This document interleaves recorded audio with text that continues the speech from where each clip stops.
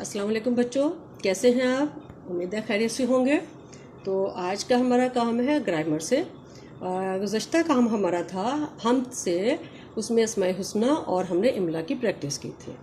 आज हमारा है काम तख्लीकी काम, और उसमें हमने आपके लिए मौजू चुना है, उन्वान चुना है चिड़ियाघर की सैर। और बच्चों,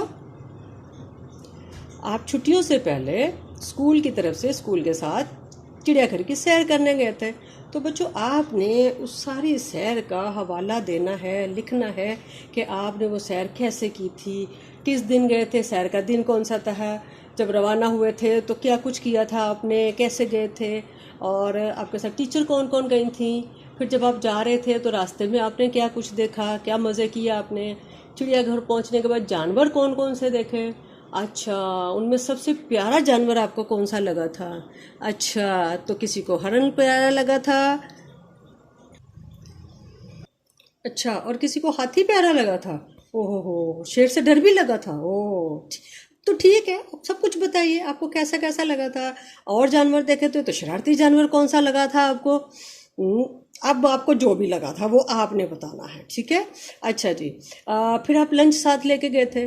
फिर आप जब थक गए थे सैर करते करते तो आपने लंच भी किया था।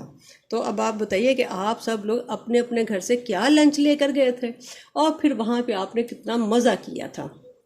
तो बच्चों, ये सारी बातें आपने बहुत तफसील से बताने कि आपने उस दिन सैर का कितना लुत्फ उठाया था, कितना मज़ा किया था, ठीक है। अच्छा बच्चों, दूसरा काम हमारा है इमला को दुरुस्त कीजिए। तो इमला को दुरुस्त करने के लिए जब आप कोई भी सबक पढ़ें तो उसके अल्फाज पे बहुत तवज्जो किया कीजिए, लफ्ज़ों को सही से पढ़ा कीजिए ताकि आपकी इमला भी दुरुस्त रहे, ठीक है। अब हमने यहाँ पे मिसाल के तौर पे चंद अल्फाज दिए हैं ताकि आपकी इमला को दुरुस्त किया जा सके, ठीक है। अब जैसे आप ऐसे भी ख़त लिखेंगे, लेकिन ये ख़त खे और तोए, ये ख़त आपका, तो ये ठीक लिखा हुआ है ख़त। इसी तरह ये सुबह, सुबह स्वाद से लिखते हैं, ये सुबह आपकी ठीक है। फिर खजाना, खजाना में जोए नहीं लिख बल्कि क्या जे इस्तेमाल करते हैं, खजाना, ठीक है। तो आप दुरुस्त उसकी पढ़ाई कीजिए और फिर अल्फाज को उसी तरीके से लिखिए। अगली चीज़ हम कर वाहिद और जमा। वाहिद बेटा एक को कहते हैं, जो भी कोई एक चीज़ हो, जैसे ये एक स्केल है तो ये एक वाहिद है।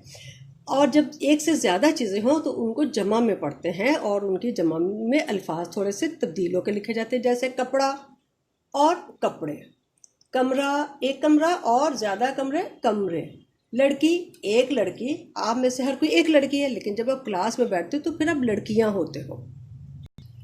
तो आपने वाहिद जमा लिखने हैं। उसके बाद हमारा है, तो अब है हमारा मुज़क्कर मोनस। बेटा मुज़क्कर जो है हम उन चीज़ों के लिए इस्तेमाल करते हैं जो हमें ये बताए कि ये किसी मर्द के हवाले से है, और मोनस ऐसी चीज़ होती है जो हमें किसी औरत के हवाले से बताती है, ठीक है।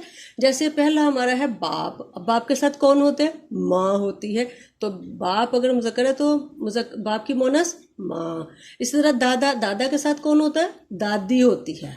नौकर, नौकर के साथ नौकरानी।